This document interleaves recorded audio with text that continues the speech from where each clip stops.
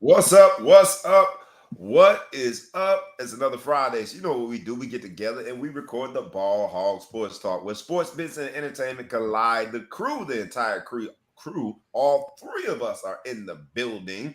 So make sure that you fasten up your seatbelt. If you have never been a part of the experience that is the Ball Hog Sports Talk, you're in for a treat. Today's episode. Today's episode is going by the title of Married to the Game. Married to the Game. Now, you know, if you've ever been a part of Ball Hog Sports Talk, you know, when we come up with our titles, it means something to us. It at the core of what we do because it starts us down a path. And today's episode, Married to the Game, we've heard the phrase before, Married to the Game, and I just wanted to look it up for, giggles, and what came back was defined.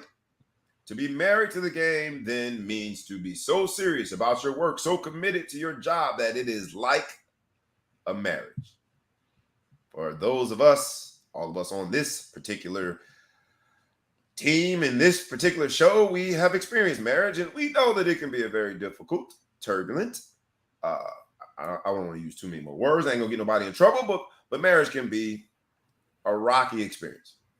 So can sports, business, and entertainment. We're going to tell you why. We're going to show you how. Stay tuned. Here we go. Married to the Game in 5, 4, 3, 2, 1. Let's go.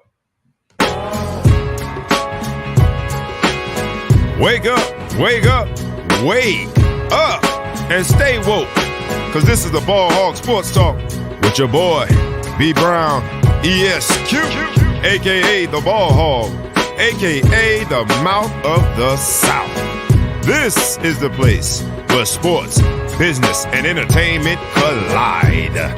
And we're going to give it to you rough, rugged, and raw. So come get you a spoonful, like some grits with butter and salt.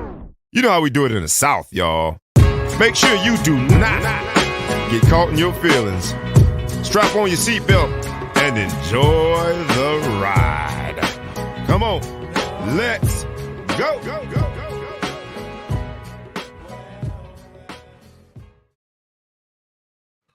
You know what it is, man. It's the Ball Hog Sports Talk in the building. The entire crew. We start from the Central Time Zone, the Windy City, the Summer City, the one that is over there. That's what we like to call it.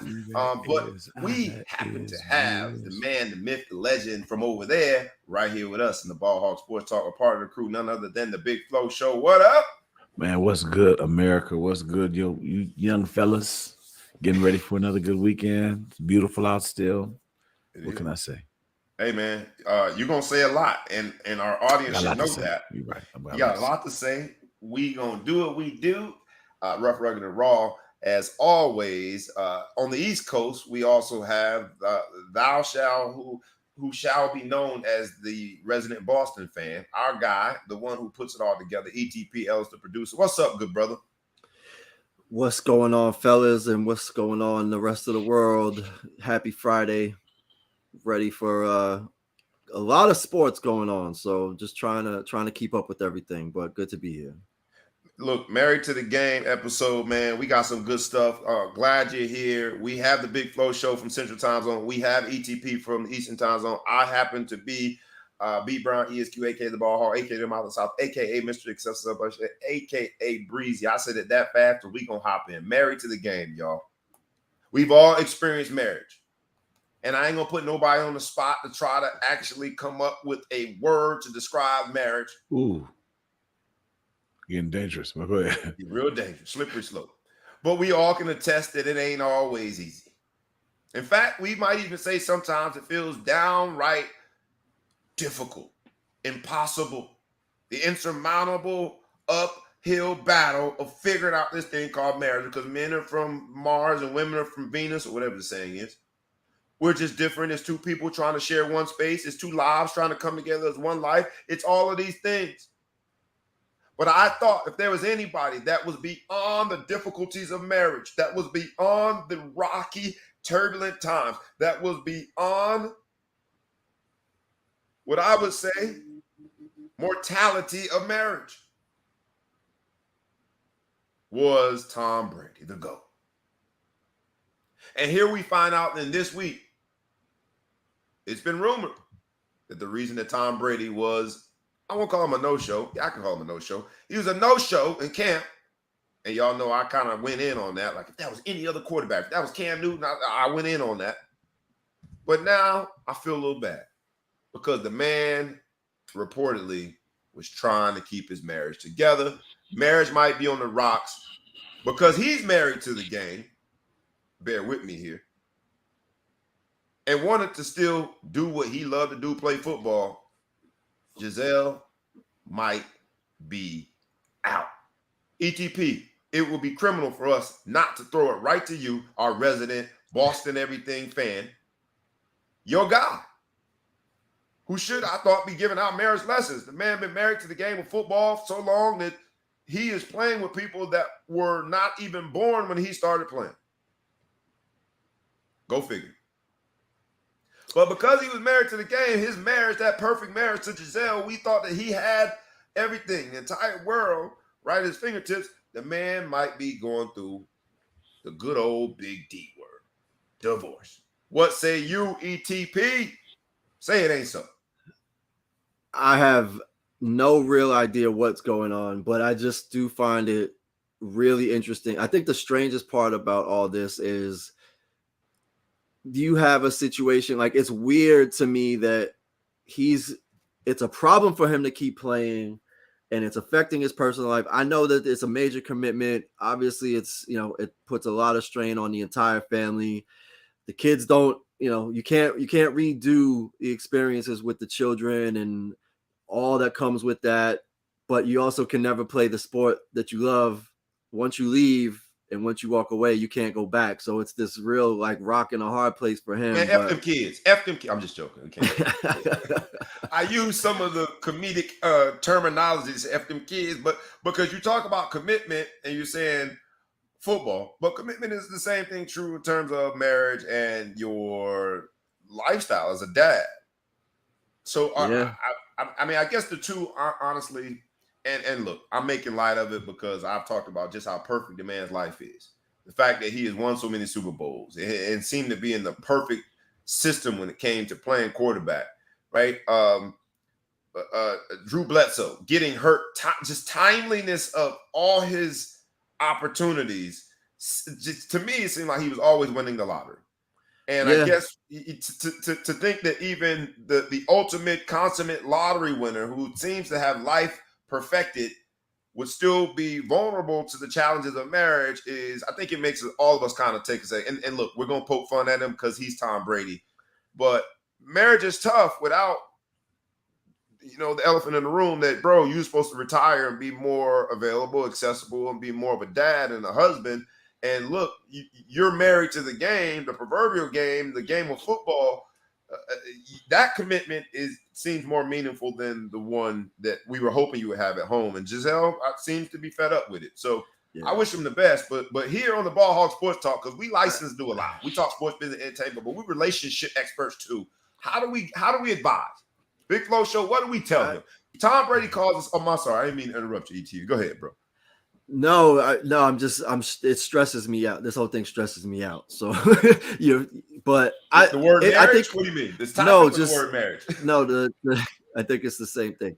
But no, I think that what we're seeing is, like, Tom Brady is really insane. Like, we are not acknowledging the fact that the man has accomplished everything that he can possibly accomplish in his profession, and he's basically still willing to commit to it at a level that will cause all types of turmoil in his life at an age where I'm not even as old as Tom Brady, and I don't even think that I would have the energy to have to deal with the conflict and the tension of trying to go back and play a game that I've essentially, if I walked away 3 years ago, everybody's going to commit and agree that I'm the greatest that's ever touched the football, but he's still going. So it's like, right.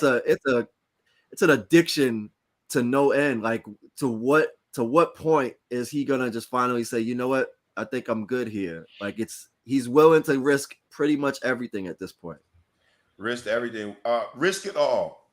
Risk it all, Big Flo. You've been a married man, and that's all I'm gonna say. You are a married man, not been. It's not passing. You are a married man. Sorry, ladies. I know you look at the Big Flow show and Hey, you know. come on, don't I'm disappoint. That's why I apologizing on talk your with my behalf. right hand and not my left hand on the show because I don't want Hey, nobody. I I know, want to lose man. followers. You know what I mean? Look, ladies, You know, I'm sorry to be the It's heartbreaker tough. here. Be the bearer of bad news. He's a spoken for me. Great news. Mhm. Somebody can stomach this man. No, I'm just joking. Yeah, he's got a very patient person. Somebody ain't left yet. Somebody hasn't given me the Tom Brady ultimatum. No, look. How do you advise? Come on, Big Flow Show. Look, do Keep celebrity together. marriages ever last forever? Maybe he's on. I mean, he married a supermodel. She might be towards retirement too. He might want to get something different. I don't know. At the end of the day, how is that marriage advice? I thought you were my going marriage advice is Tom Brady. Do you, man? Do you. That's what I'm saying. Do you? Don't Yo, let you nobody giving tell away? you. You giving away that game for free, dog? Do you, man? If you still want You're to, not charging for that game. If she can't stick behind you, she married a football player. Now she don't want you to be the man she married. She wants you to change. Man, Tom Brady, do you? I'm sure y'all heard that new song, if I get caught, but basically in that song is basically saying, you're gonna let one little indiscretion ruin this, and you wanted to be with a man that other women wanted. He's going down this list of qualities that attracted you to me, attracts other women to me, and then the hook is, if I get caught. I don't even know who's singing a great song, but it's a great song in terms of it's real life, right? You were kind of advising the Big Flow Show to, stick with your side chick. Your side chick is football. The wife, they can't hit Giselle, the quarterback no more. The side chick is football. You fine. You saying go with the side You're not chick. coming off major injuries. You're probably not going to get CTE. If you want to play football, man, play football, man. What you Who's the side chick? Is Giselle the side chick or is football the side chick? Hey, it's a what do they call that thing? Polyamorous. It's polyamorous. Yeah. All right. Sister wives. Yeah, sister wives. I mean, come on. What do you do? Did he tell you to stop modeling? Did he tell you can't do that no more? He play football. What else y'all gonna do on Sundays? You're gonna watch the games anyway. You might as well watch him. Giselle, you need to chill. He can't play till he's 100. If you're gonna be married to him forever, you need 2022, fall of 2022. You can't wait till 2024, 23. You can't wait. Giselle, chill. You need to be more supportive. Check yourself. All right, man. So we have now disqualified ourselves as marriage counselors effectively. But in other, I'm never the man to talk to. Yeah, that was a talk free is, at least my talk is right tough. there. Yeah, that was very tough talk. Very, very tough talk. But it does sort of lead us to other sports business entertainment topics this week in terms of married to the game. And we're joking around with Tom Brady. Wish you well. Obviously, as a father, man, that responsibility is second to none. As a husband as well. So we wish you well. To see that indeed you, of all people, on the Mount Rushmore of humans at this point, let alone athletes, because of just all opportunities he's taking advantage of. But even Tom Brady is susceptible to the challenges of marriage. So in all seriousness, we wish them and his family the best. But it does lead us to thinking about sort of, well, we'll start with the NFL season, because all of us are kind of married to the game. And just the angst and the anticipation in which we have been waiting on this. I'm going to get to college, but the football season. I watched last night as though it was the Super Bowl. While there was an LA Ram team there playing that was, or is still the Super Bowl champ until someone dethrones them.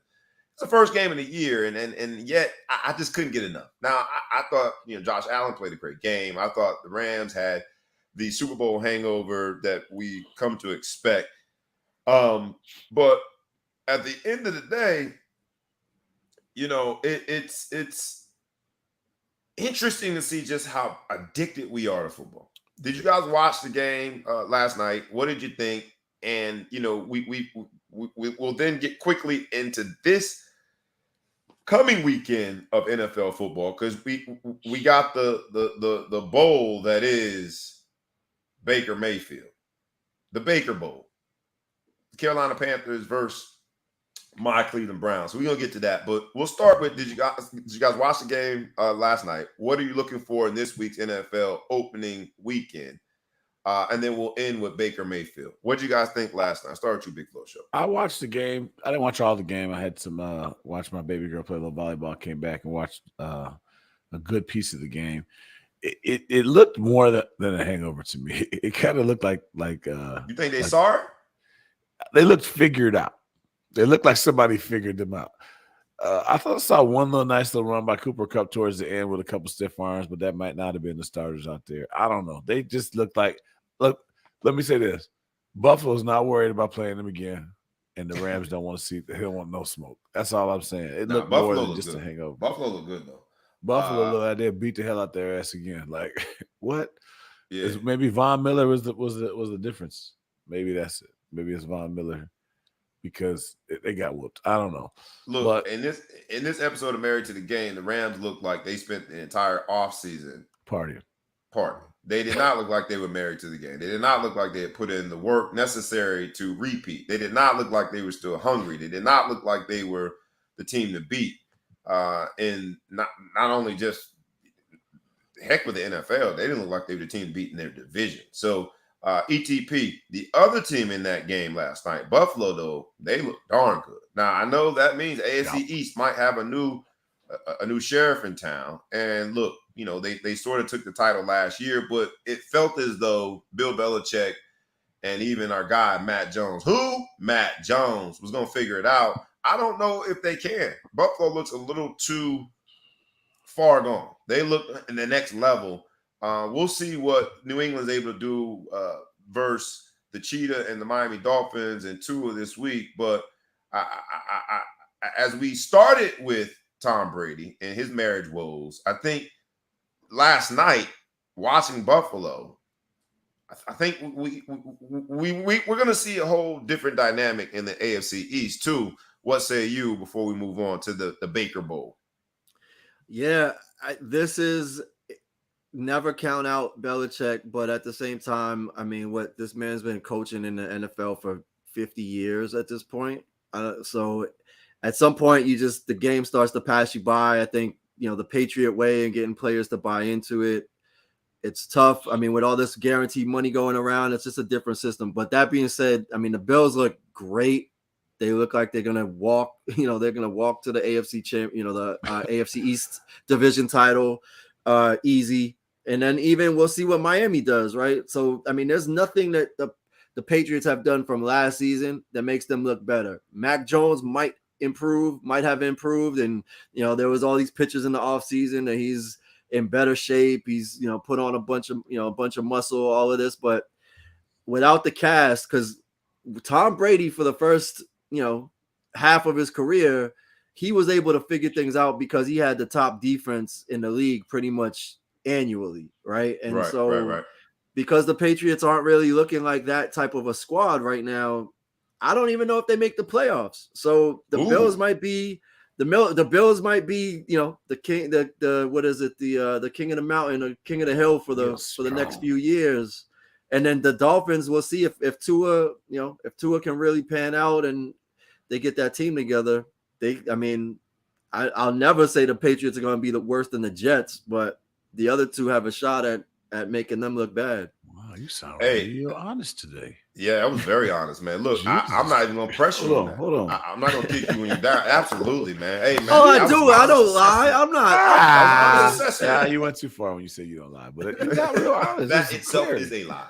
That was some clarity. I was like, who are you talking? Boston. Pretty impressive. There's nothing there's no argument to make right now. There's no argument. What have they done? Did they take your complimentary parking pass away? Something hitting the agenda here. I haven't renewed my passport. My New England passport has been revoked. I've lived out of state for too long. We just gonna move on. I'll tell you this because I see the comment that Scott Bibb put up. Thank you for everyone who is a part of the live audience. We always appreciate you. But he says Dolphins are the second best in the AFC East, not the Pats. And you've left room for that. If anyone questioned our objectivity, you can no longer question it because our resident New England expert, our Patriots fan himself, had just personally put that into question whether or not the Dolphins are better than the Pats. Bill Belichick's new way of calling plays and not having an offensive coordinator, we shall see. He always tests new theories, so if anyone can make it work, he can. And if there's anyone married to the game in this episode entitled Married to the Game, we know Bill Belichick is. So I'm not going to put sand on him and bury him just yet. But Tua's got the easiest job in America. Humbly, I do believe that if you can just line up and find Cheetah, the fastest man in the NFL, well, maybe not the fastest man, but in terms of route running, he does something that most people can't. He accelerates and gets to the ball. If Tua can't figure this out, time to move on, Miami Dolphins. But in this game, the Miami Dolphins versus the New England Patriots, that is an Alabama Bowl too. We got the two quarterbacks. Bama has done an amazing job of putting people into the NFL. But the quarterback saga, we still haven't seen really one of these Bama quarterbacks in this new generation of Alabama football do well at the next level. I just, I don't, I haven't seen one. So it'll be interesting to see what happens in this game. Tua and Matt Jones both on, I think, high alert as to are they the next chapter in the quarterback room for those respective franchises. But we got to talk about the next quarterback for the Carolina Panthers. The Baker Mayfield Bowl. I used to say Baker, touchdown maker. I used to, go into my TO mode and cry when everyone would disrespect Baker. I said, that's my quarterback. I now get to be on the other side of what is Baker Mayfield. As a Cleveland Browns fan, Baker Mayfield talked a lot in the offseason. He tends to do that every offseason. But this offseason, his aggression was directed at the Cleveland Browns. And once it was announced that he was going to be the starter, he said something, and I paraphrase, I'm going to F them up. And so now I just get to the point. Yeah, paraphrase. But now we get to see whether or not indeed he's going to F us up. What do y'all think, man? Is Baker Mayfield going to be the bravado, the confident person that he purports to be all the time on the field? Because we know he does it often. He has the commercials. He always has the one-liners. He always has, some sideshow Bob type commentary that the media loves and attaches to. But the football part, it's been up and down. Do we think this is where Baker Mayfield gets it right? Does he have the significant chip on his shoulder? Because whether or not we, as a Browns fan, I'm hoping not in this game, but he's the number one pick. He was the number one pick in that class that produced some pretty significant quarterbacks. Do we see Baker Mayfield show us in this season that indeed he was worth the number one pick, or does the stock of Baker Mayfield continue to decline? What say you guys quickly before we hop into some college football? I think he's going to show it for this week. I think he's got a major chip on his shoulder. I think that he's going to come out hot and he's going to prove a point, but I don't think it's going to be a long-term change of opinion or change of his profile in terms of his stature in the NFL. Is that the Panthers are the Panthers like legitimate contenders? Like it's not just about him. So is Christian McCaffrey healthy? He's healthy. CMC will be there on Sunday. But here, we all got a chip on our shoulder. I think we play that up too much when it comes to certain guys. Like the whole Moxie thing. He got a chip. I got a chip on my shoulder too. And what you got a chip on your shoulder for? We're still paying you, bro. The Browns are still writing checks to you, man. What you got a chip on your shoulder? They made you the number one pick in the NFL. Well, you got a chip on your shoulder because they decided to move on. Anyway, I digress. You are a reformed wide receiver, and you're gonna sit here and pretend like you don't know what an ego is. Yeah, you make it fair. Maybe you've been out the game a while. However, it's been a few I'm years. still married to the game, though. So I get it. Still think you can dunk. So look, I know I can dunk. Go ahead. Anyway, who's the quarterback for the Browns? We're going with Jacoby Brissett. So I really didn't like that question, the way you phrased it. It was lose. However, I answered it. No matter what the answer is, it's wrong. You got me. You got me on the ropes now. So what you going to do? Unless they're appealing Watson's suspension and he gets to play, the Browns are going to lose. It doesn't matter. I don't know. Baker's going to be on the side that wins because the Browns are going to lose. The Browns aren't ready for 7 week 10-week suspension? No, Almost? I think 11. We extended Yeah, it to so 11. expect a high draft pick out the Browns next year. That's what I'm saying. So they're going to lose. Baker's going to feel vindicated, and then he's going to be trashed the rest of the season. The only thing I will say is if there's a healthy Christian McCaffrey this season, a dynamic running back like that you can give dump down passes to and catch him, and he's going to run all over the place. They can put more in the box for him.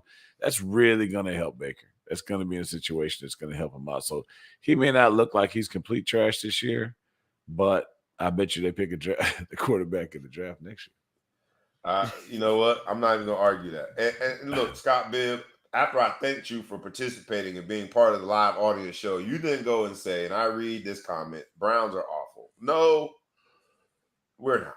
We built the team around what we thought we were going to be. So I think, roster-wise, we're okay. It's just quarterback room is very important in the NFL. So I don't know if Jacoby Brissett can get us to just at least over 500. Make us 6-5. And we can get 6-5 before. Did you see the life transformation he started? We're not terrible. We're trying to get through. We're working with this. If we can get 6-5, like he gave himself a whole counseling session by himself. It's Jacoby Brissett, man. It's Jacoby Brissett. So I look, and I'm all for black quarterbacks, but at the same time, if I'm being honest, man, I'm not feeling great about the fact Jacoby Brissett is the one that's going to be the quarterback. How many teams has Jacoby Brissett not played for? That's a reason. How many NFL starts in yet? NFL starts. He got some starts because I think he got some starts with the Colts. I know he got some starts with the Patriots. He got some starts with the Dolphins, I think. But I just wanted to hear you name how many teams this dude has played for. That's all. That was a trap. I apologize. You ain't gonna make me defend no Jacoby Brissett. He got starts in the same situation he's starting now because the guy that they really wanted wasn't available. Yeah. All right. I'll say this is my tough talk. I'm not messing with you. I'm not talking Jacoby Brissett. What I'm gonna do is since Scott Bibb had the audacity to say that the Browns are terrible, sure. I'm gonna do what we do every year that we've been doing this since we had high top fades, right? Since the mid '90s, when we was wearing the Z Cavarici pants, we've been asking when is the mighty America's team gonna act like the mighty America's team and be relevant again? They have not been relevant since my Z Cavarici pants. I used to wear I had the step John. That's when the Cowboys are terrible. Did he just deflect to the Cowboys? Yeah, because Scott Bibb's a Cowboy fan. Oh, okay. So how did you do that? Yeah, how did we get to the Cowboys? They're not even on the docket. Where's the hold on, man? Let's get the paperwork out for the show. I don't see nowhere on here it says we're gonna talk about the Cowboys. When in trouble, just when in doubt, swing on them. Yeah. When in doubt, go home and kick the dog. No, we got to do it every year. Just a quick round robin. Do y'all think the Cowboys will be good this year?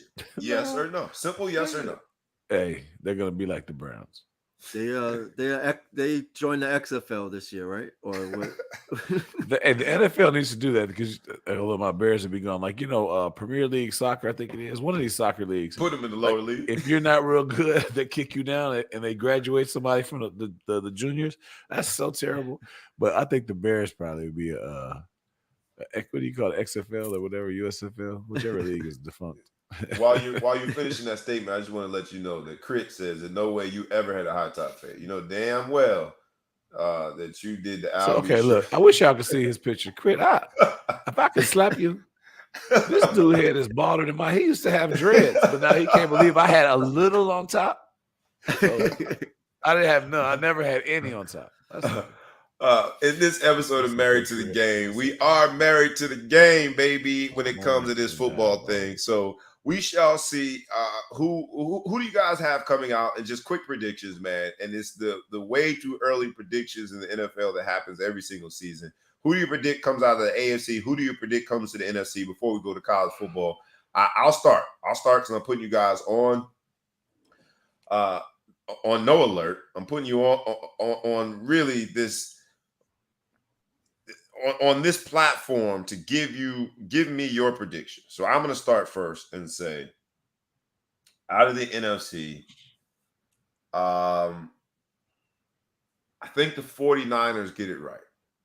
49ers finally get it right. They have a dual threat quarterback. Debo Samuels to me is still indefensible. And then out of the AFC, man, I want to say the Browns because I know Deshaun Watson is coming back, and I'm a fan. I'm a homer, but I know it's recency bias is going to kill me here, but I'm going with the Buffalo Bills, man. I think Buffalo looked that good last night. Buffalo comes out the AFC. 49ers come out of the NFC, and that will be our Super Bowl for this particular season.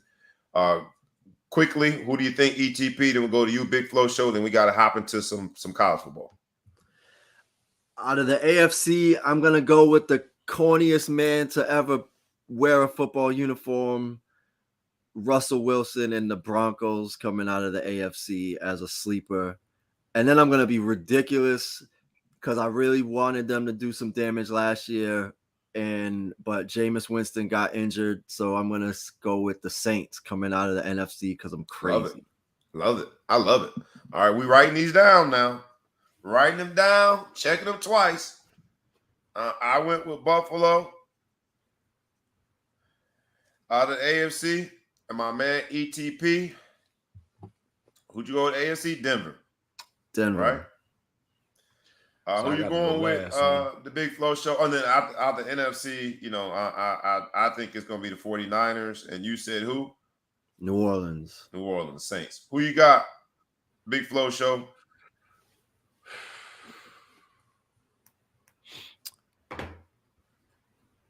I have to piggyback on Buffalo. I hate to do that. No However, worries. the man made a choice. And he chose football. So I choose Tom Brady. Are you going to go with cheating Tom Brady? Cheating on his wife in football. You going him, huh? I mean, they do well the year after a scandal, right? The Flakegate, the next year they won. The Filming Gate, the next year they won. I don't even know if that's true, but it sounds good. But man, he just chose football over his family.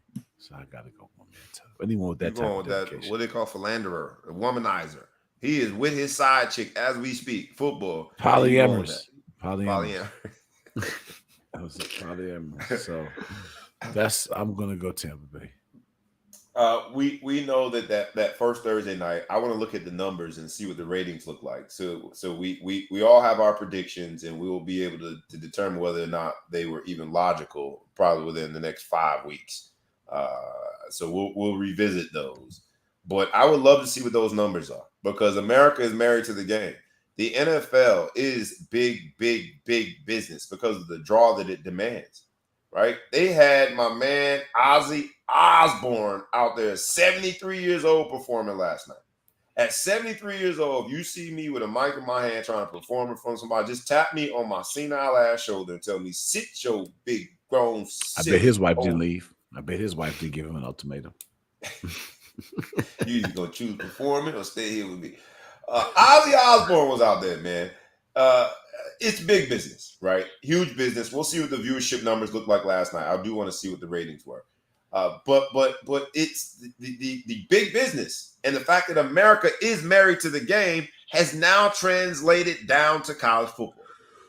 Because college football last weekend and the Labor Day weekend had 5. I count them.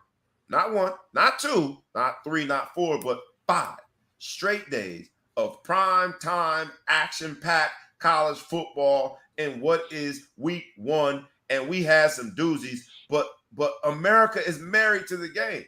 The difference between NFL and college football now, you can put literally like a little thin, loose leaf sheet of paper between the distinction between those two now. College football, to have 5 straight days of primetime, action-packed football, showed us just how big the big business is. College football, and last week, and they voted right after our show, the Board of Governance or whatever the NCAA committee is called, to expand the college football playoffs to 12 teams. We went from 4 to 12.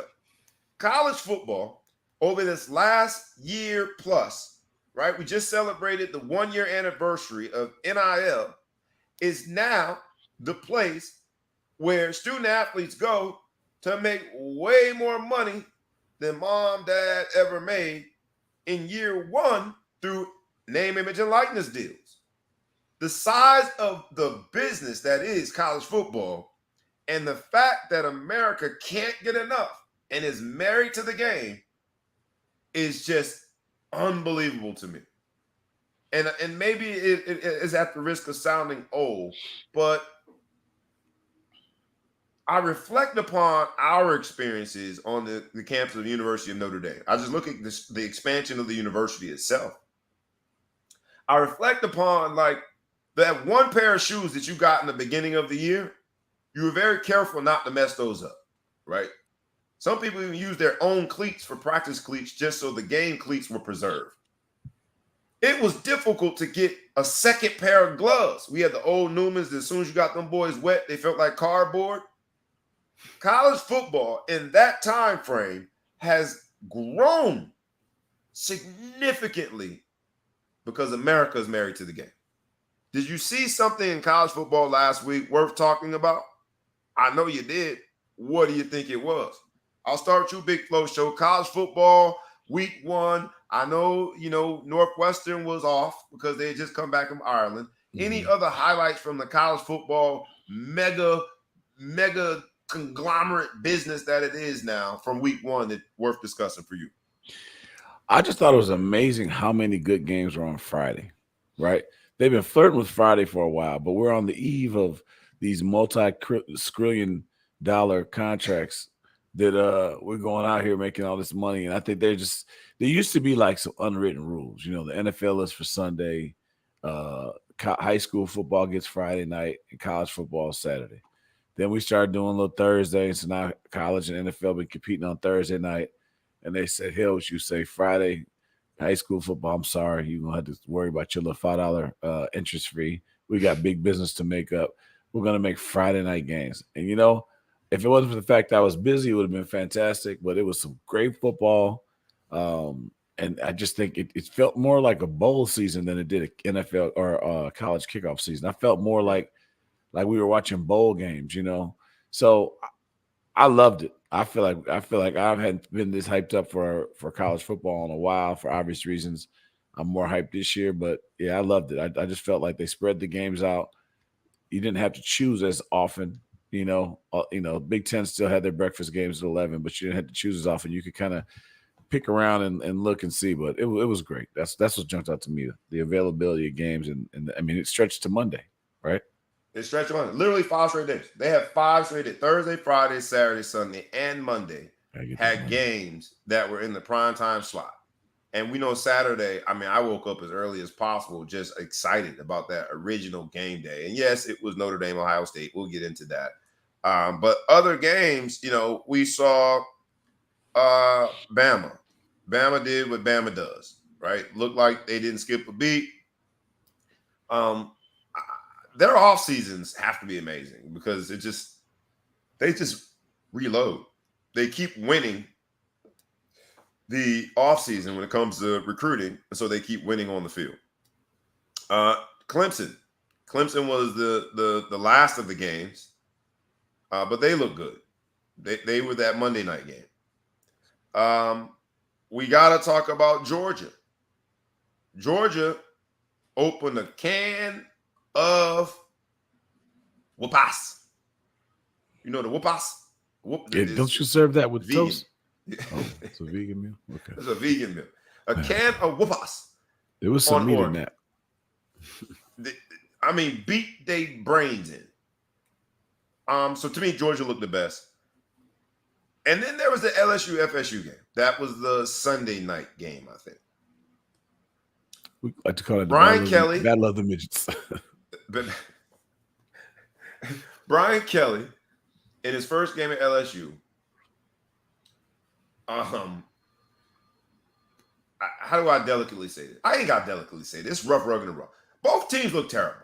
And my man Cheeky Black, what up, Cheeky Black? Chufu Jordan, he's in the building. I know he's a big LSU fan after Notre Dame because of his Louisiana roots. I just don't know whether or not Brian Kelly is the man for that job. You've seen all the LSU players scrub their social media of any mention of LSU after the loss. It was a really poorly played game on both sides. And, you and I before the show were talking about, you said you thought it was a good game. I said it was a good game for all the wrong reasons because of the unlimited mistakes. They just kept trying to out-mistake each other. But Brian Kelly, I think in his debut showed that you can, come with your fake accent if you want. But at the end of the day in the SEC, you gotta strap up and win games.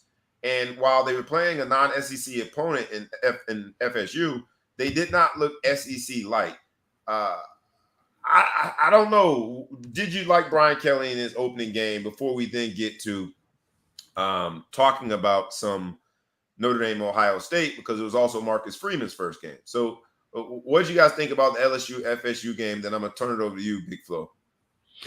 In general, the game was entertaining because I really didn't care who won. I know I saw more people on Facebook from Notre Dame saying, go Noles, and they never rooted so high. I don't know why everybody's so mad at Brian Kelly, right? You know what I mean? Like, he won a bunch of games for us. I don't like the man, but, I don't care if he fails or does well at LSU. I really don't care. It's not like you left us with a 10-win season. Oh, how dare you? Who cares? He left.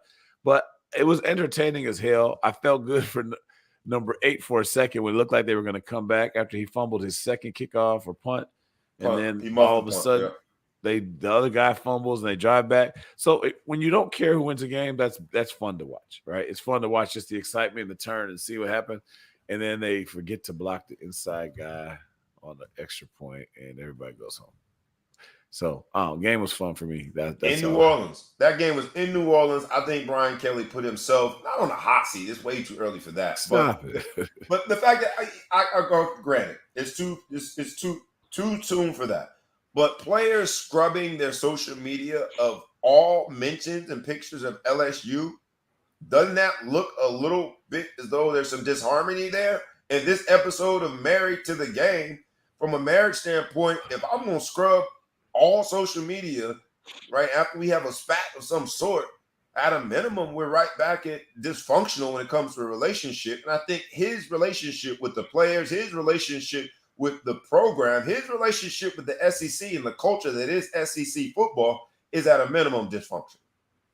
Well, he also, in some of the post game, he was pretty immediately placing blame on the kids, on the players, right? Which he's done. He's done in Notre Dame. There's evidence right, but he's earned nothing of their respect, or he hasn't had enough time to have their respect or to have that relationship where you come out and basically get embarrassed on the field, and then the leader of your team is going to come out and now essentially pass the buck and throw you under the bus as players after you've already been demoralized. That's not a good way to start the season. So I'm not surprised that some 18, 19, 20-year-old athletes decided, I'm not sure I want to be here. Also, there's a transfer portal. Also, I make some money now. Look, he's the concept of Married to the Game in this episode that is entitled Married to the Game used to be what we had when it came to you signing. Even your commitment. When you committed to a school, that was a big thing. You didn't hear this pervasive decommit and go to another. That was like once. You didn't hear about that as much. And then when you got there, because of the rules, which were draconian, that penalized you for transferring. So let me not just make it as though we were just holier than thou. There were rules that prevented us from transferring, but you didn't have this, man, I didn't have a good day in practice today. Coach looked at me wrong. I'm going to the transfer portal. So the concept of Married to the Game when it comes to the allegiance of these players is very different. And universities, while I'm saying that he shouldn't be on the hot seat this soon, universities do have to make quick decisions, because if not, there could be a mass exodus. And then you're looking around and looking in the room like, yo, we in trouble.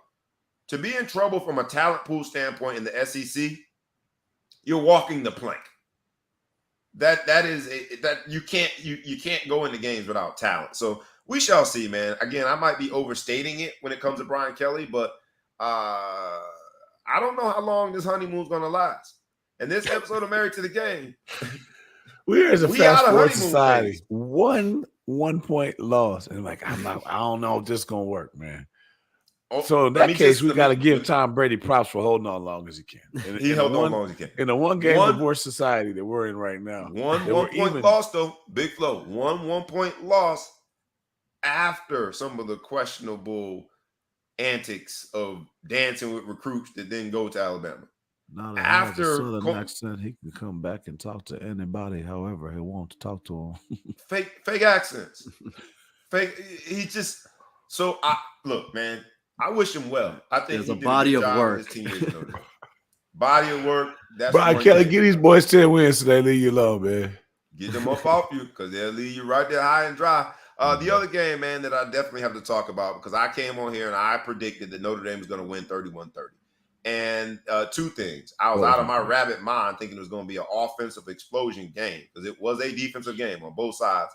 And then I was wrong, right? But I think Notre Dame, Marcus Freeman in his first game at Ohio State did a phenomenal job in the first half. The problem is that football is played in two halves. The second half, Tommy Rees, Notre Dame comes out, stops Ohio State, first possession of the second half, and Notre Dame gets the ball back and then decides to throw the ball inexplicably 3 straight plays, and the momentum never shifted back to Notre Dame. But my failed predictions aside, what I did notice there was I took some shots at LeBron because I said he was an Ohio State fan, and lo and behold, here comes LeBron and Bronny at the game. Bronny took his, I think, official Ohio State visit during that Ohio State Notre Dame weekend. Had on Ohio State basketball gear. Do y'all think there is any way on God's green earth that we see LeBron James Jr., Bronny, play NCAA basketball at all, but maybe for Ohio State? Or are they playing with our emotions here? ETP, you believe in this? I believe he's going to play college ball. Like, NIL made it so that he can play college ball.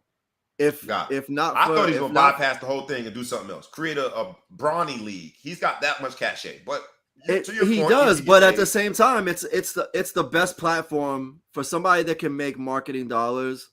It's arguably the best platform. It doesn't help him to go play in Australia or Lithuania or any of these other foreign leagues to go pro or China.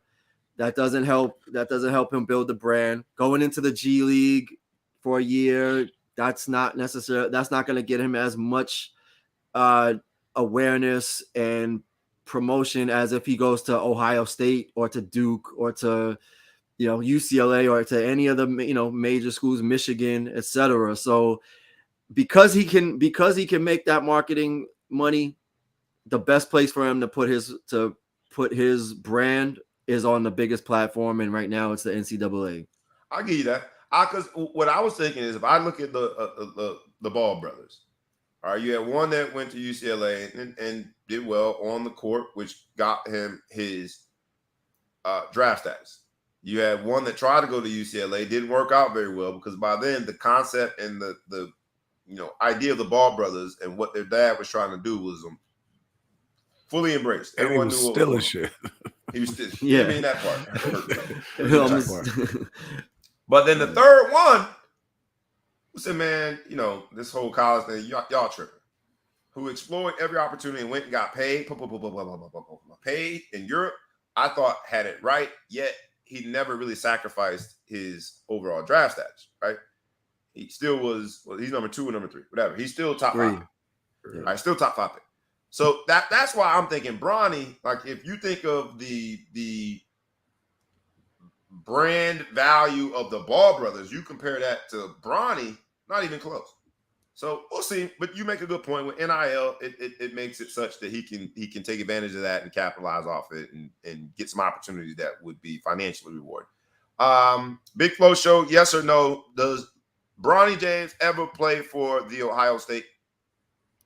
I don't see him going to college. I think Bronny James is a very average basketball player. I watched him play.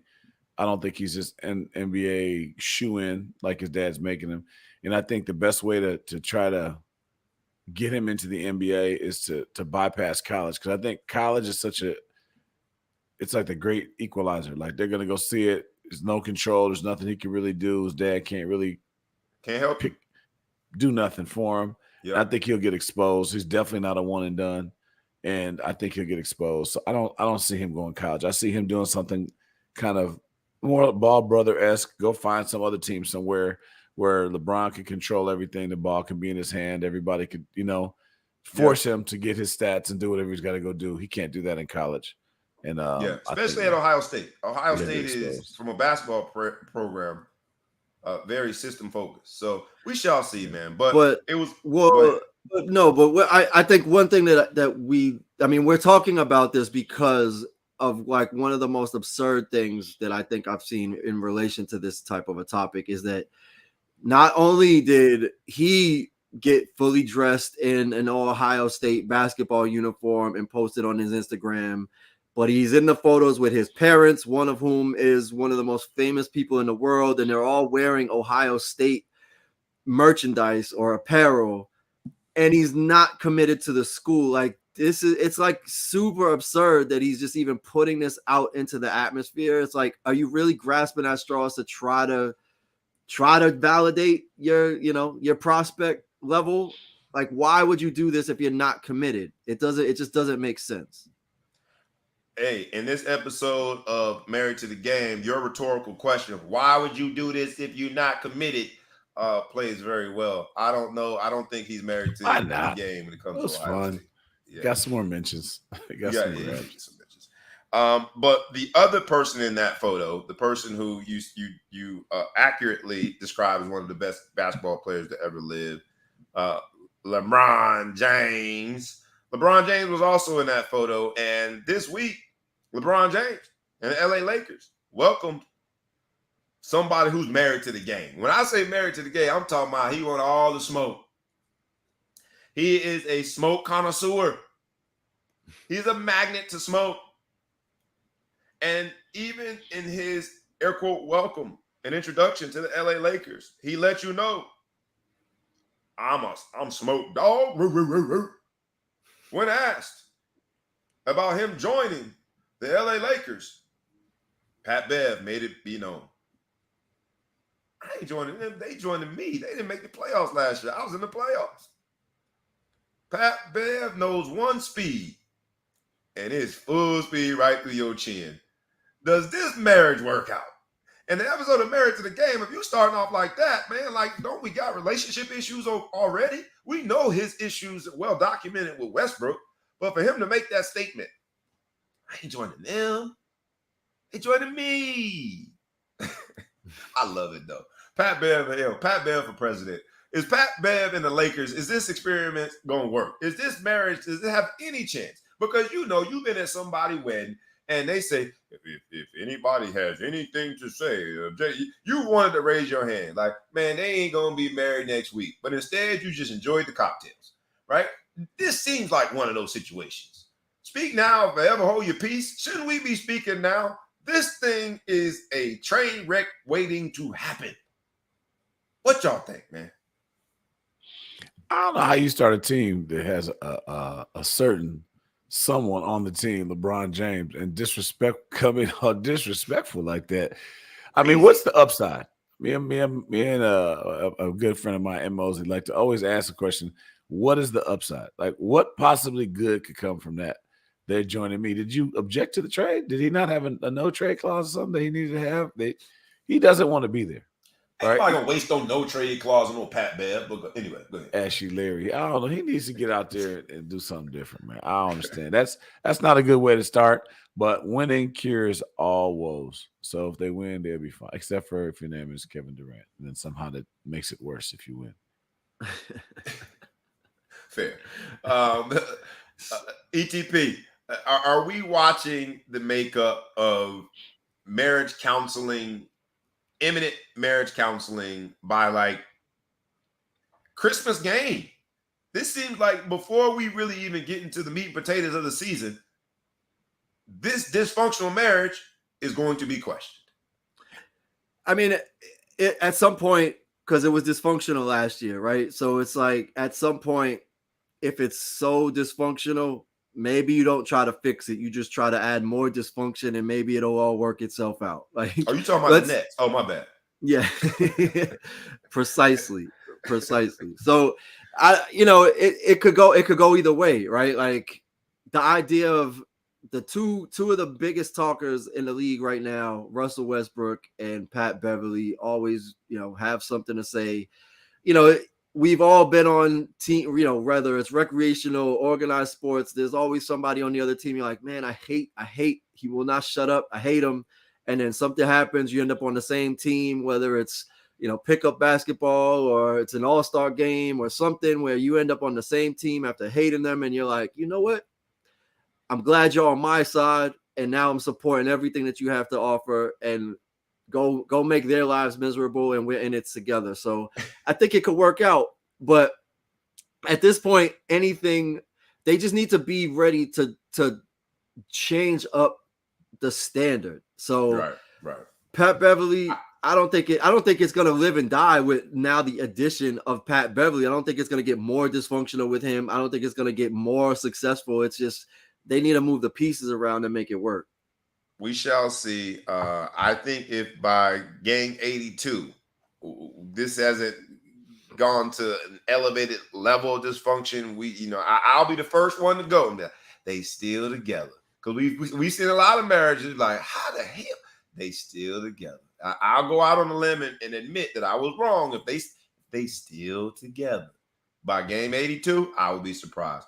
I know that my man, the Big Flow Show, is going to represent the Ball Hog Sports Talk and the Notre Dame football family, and going to Detroit to pay our respects to Big Herb, who we did a moment of silence for last week. So he's going to be getting out of here early this week. But before we let you go, let the people know.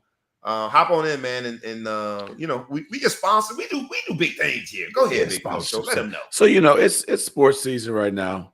It's always sports season with us, but it's extra sports season, right? Back to school, back to high school, whatever. So my homegirl Lisa Casper's got a new business, right? It's called Everything Custom, right? So I don't know, I got too much light on here, whatever, but she makes custom shoes with some drip, right? She'll get you right. She can do cleats. She could do Air Ones. She could do Jordans.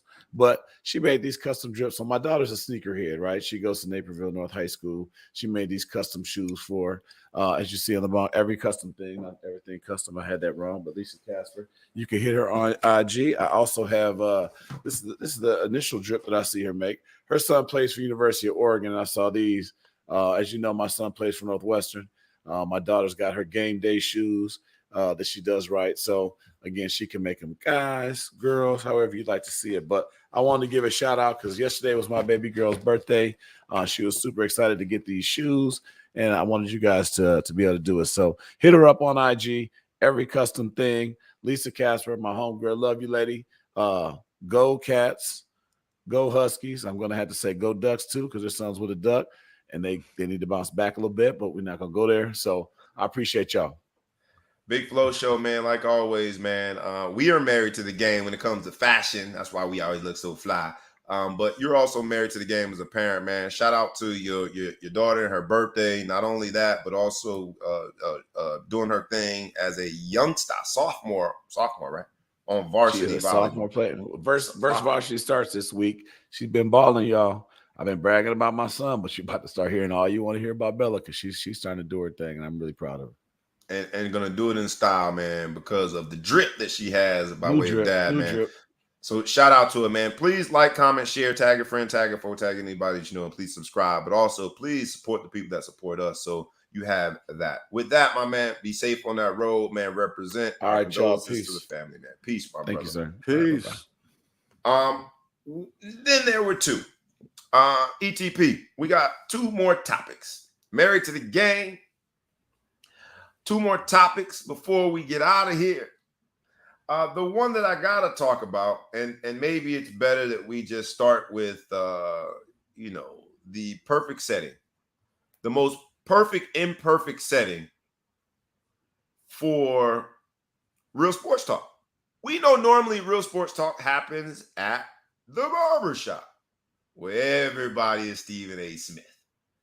If you find a good barbershop, you find good sports commentary.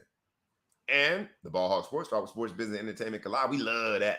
Man, if you find a good sports environment in the barbershop, just record it for us and send it to us. We thrive off of it. We like the highlights of the fake Stephen A. Smiths around the country. They supposed to be tighten up your fade. Only thing they tighten up is their jaw, talking about some sports story. But this week, we saw a whole new version of the integration of barbershop and sports. Let's show the people what we're talking about here. Because I love our people. I do. But at the U.S. Open, man, that probably was about 98% white, maybe more. These two brothers decided to take the show on the road. These two brothers decided basically courtside. Those ain't no cheap seats. They decided to take their barbershop antics on the road and just run the clip. His left leg would affect a shot like the backhand more than we got a guy middle of getting the a US haircut Open, a couple y'all. of seats away from me. It's like a weird time to do that. Look at the standing confusion up in on the second my row white right brethren there, and sir. sister's face. So They are so now we've confused. seen everything. something tells me they're looking for a camera. And as the commentator said, something tells me they're looking for a camera. They absolutely were. I'm not that embarrassed by it. I know that sometimes my black folk do things in white environments that makes you just put your head down. Those brothers are married to the game of the haircut experience right there, courtside of the U.S. Open. How does that happen? And they were escorted out summarily. They will probably be banned from the U.S. Open forever. But the fact that we're talking about them on this show, the fact that they talked about them on live television, that got so much airplay, I think they have mission accomplished. And they probably didn't like tennis no way. So much so that I want to get a haircut while the game is going on. Yeah, I mean, I think, the U.S. Open, we talked about it last week. It's one of the most prestigious, like it feels like a luxury experience. So Yep. I think the U.S. Open might want to consider, seat, barber service at your seat. They might have turned them on to something. They might have to have another thing on the menu. But the thing that's just really interesting to me is just to show how much the game of tennis and the sport of tennis and the spectator nature of tennis has evolved. Like, in all seriousness, 50 years ago, nobody's even going to be able to sit in that seat and watch a game, let alone become a spectacle. And so just to see. So I always look at this like this is the effect of, your Arthur Ashe, your Althea Gibson, your Serena Williams, your Venus Williams, your James Blake, like just the fact of the acceptance and the cultural integration of tennis. And, and what's, it's always about, protocols and tradition and all that. So that's obviously they got kicked out. If I was sitting in the third row and somebody's standing in front of me giving a haircut, I don't care what they're doing. I don't care what color they are. They need to sit down or get out of my $5,000 view, right? So and it was a ball head. They just cut a ball head. It's like it wasn't even like tricks. Right? There wasn't no designs, nothing. Ball head right here. You took all that. You took that wole opportunity to have the spotlight, and all you're doing is giving a clean shaved ball head. Like you gotta put a design. There are other highlights of the U.S. Open. Let's get to those because there are going to be two topics. Now, we're going to get to different things within tennis, but there are two major topics that we want to get to before we get out of here. And both of them have to deal with the antiquated idea in this episode of Married to the Game that women were supposed to be barefoot and pregnant and be in the kitchen. The two women that we are going to talk about before this show ends, the first one being Serena, have done anything but that. Not only have they been out there making mega millions for themselves professionally, but they've also taken sports that were, in Serena's case, largely white, from a viewership standpoint, largely male-dominated, from a cultural standpoint, outside of what was thought of for a Compton-raised little black girl with beads in her head, and they've owned it. Serena, in her send-off, while losing, went out like a straight-up champ. I mean, there were, the long volley games, right? The tiebreaker sets. And while she ultimately lost the match, in a weird way, I think she won even more fanfare and fan support. And I was in awe watching this 40-year-old woman duke it out and play in every single point. And they showed a lot of different reactions. Saquon Barkley's was funny because it reminded me, like, you're literally holding on. I had to change the television so many times. It's like, and it's silly, but I'm like, I think I'm bad luck because she lost that point. Like, we were all, every single bounce of the ball, we were glued to it. And she's been married to this game of tennis for a long time. But in her swan song, although she went out with a loss, which all athletes eventually do, it had to be the most amazing loss that I've ever seen, man. And I didn't think she could raise the bar anymore. But at 40 years old, with where her career was, with how she had been playing, to do what she did, even in a loss, she leaves me in awe, man. Serena's a bad mofo, man. Straight up, bro. And I walked away like, yo, this woman is amazing. And for all of you who have wives or daughters or sisters or the most special women in your lives, hopefully you appreciate just how much Serena and her significance and her unwillingness to relent to this male-dominated sport that was Black, culturally outside of the norms of what a Compton-raised sister would be in. Hopefully you appreciate just what that woman was able to do for sport, business, entertainment as a whole. And she did even more in her last performance at the U.S. Open. Yeah, I mean, look, 25 years of complete elite performance from end to end. 25 years of a career. Before going through and seeing her play this past week, I was like, yeah, she's one of the greatest athletes ever. But I think I might have to say that she's the greatest athlete I've ever seen. Like, she is the greatest athlete, and it might not even be close. Like, the way the era of dominance, the ability, like, there's nobody that you can think of that you could go watch. Maybe Tiger. Like, I don't know that anybody's ever gone to a PGA event and rooted or cheered against Tiger. I'm assuming that there have been, for sure. Absolutely. Right. But to be in that U.S. Open, Arthur Ashe Stadium, and literally not one person is doing anything besides rooting for Serena Williams. Like, not even just being neutral. Everybody wants her to win. Everybody wanted her to win. Like, just the way that she captivated the minds and the hearts of anybody that even pretended to know a thing about tennis, people that never got exposed to tennis. I wasn't really a big tennis fan before she started, her career in the 90s.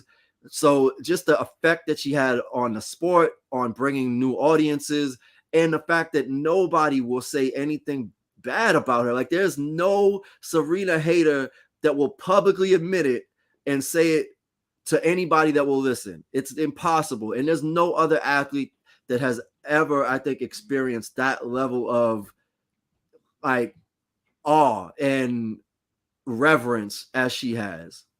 And rightfully so, in terms of that awe. The adoration that we have for her is because of the things that have been well documented, her journey, but the ability to continue building on that.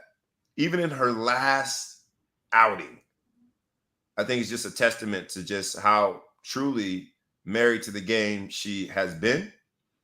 And it was good to watch. Of course, you hate to watch her lose, but there's some greats that when they lose, they look like a shell of the shell of the shell of themselves.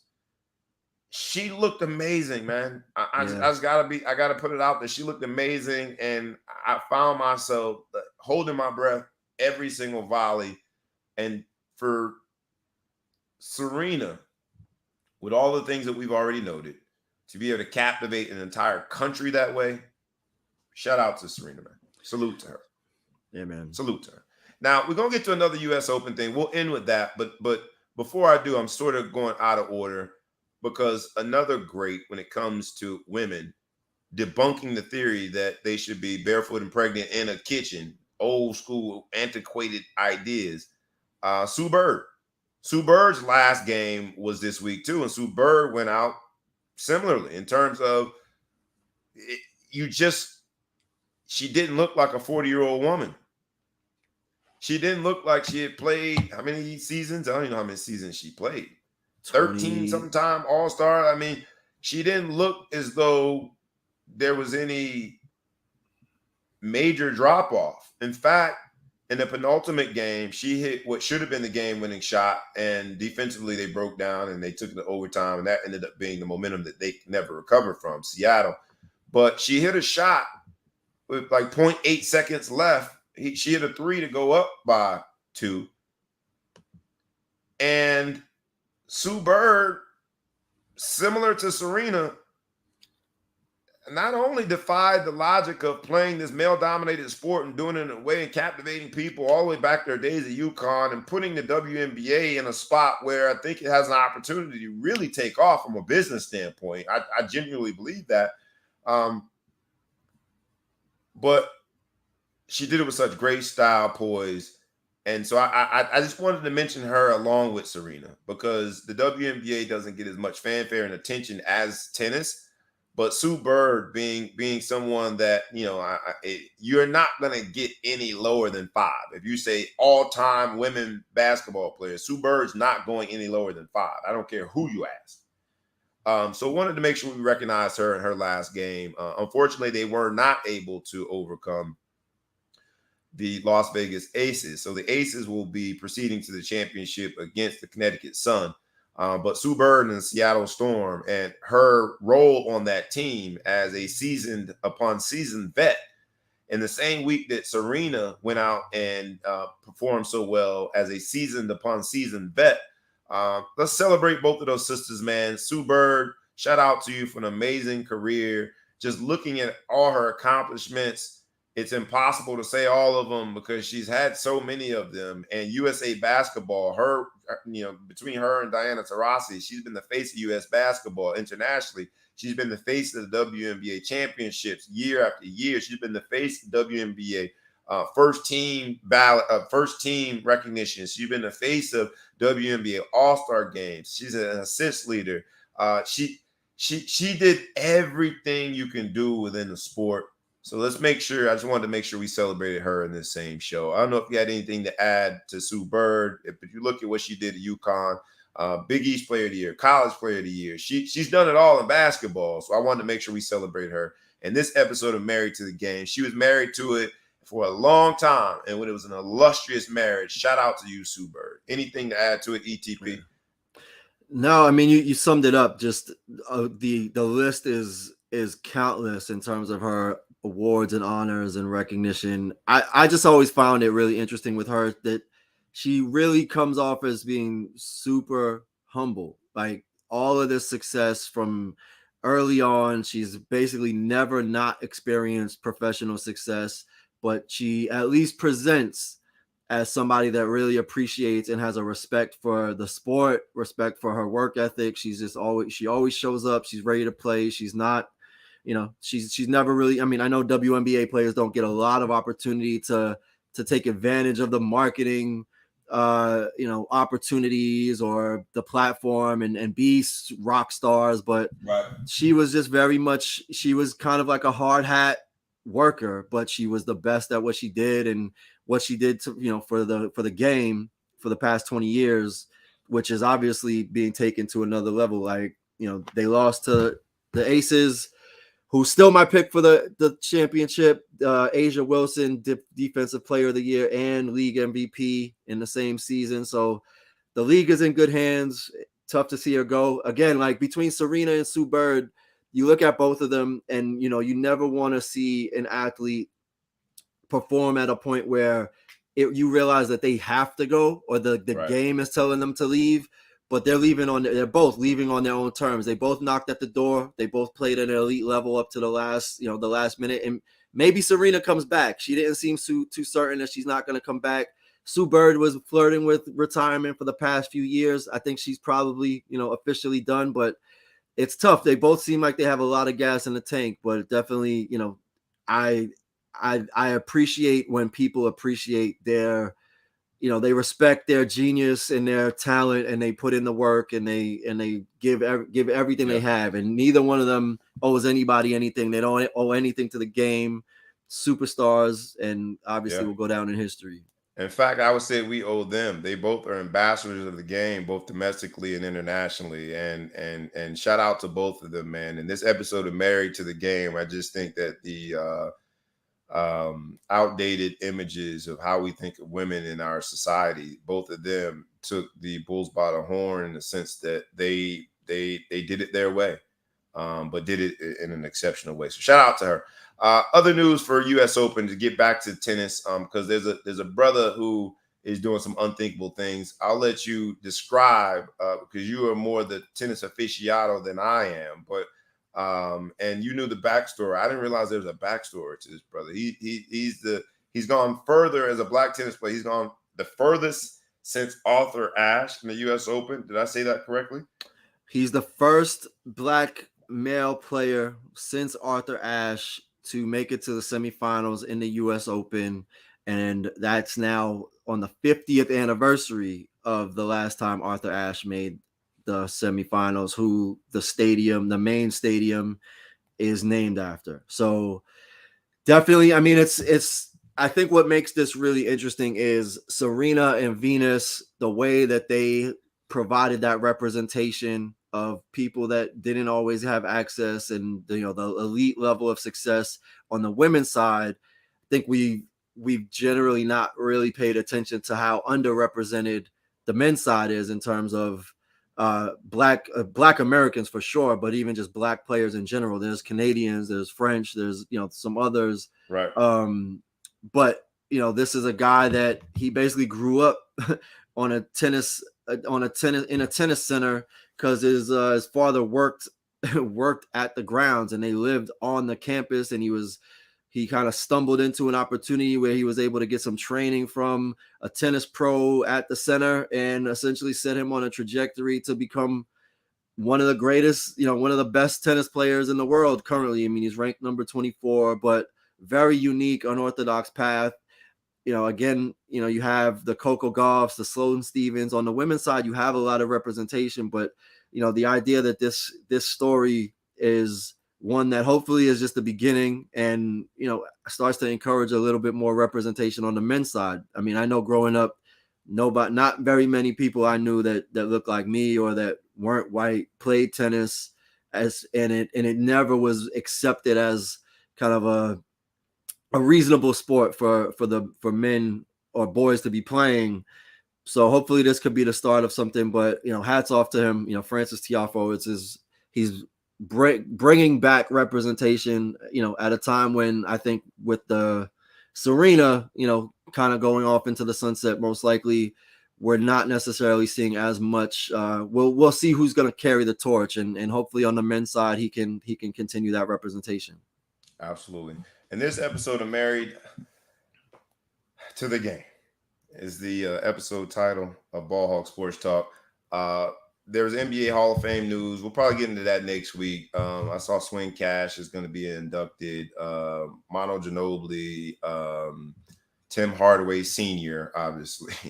But we'll get into Hall of Fame stuff next time. Let's go ahead and end here, because I think talking about Serena, Sue Bird, talking about just the accomplishments that some of these people have had. We started off sort of in jest in discussing the challenges that Tom Brady and his wife Giselle are having in their marriage, reportedly.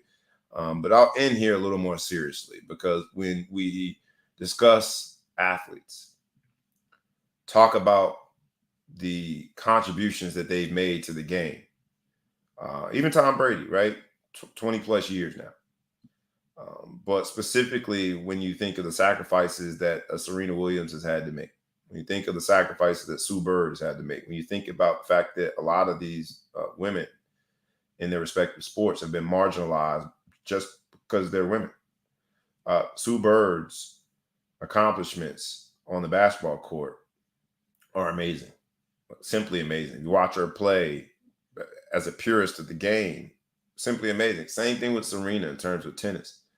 The fact that they decided not to be marginalized, the fact that they decided not to look at their sport, look at their accomplishment any different because they are women and committed to it says a lot.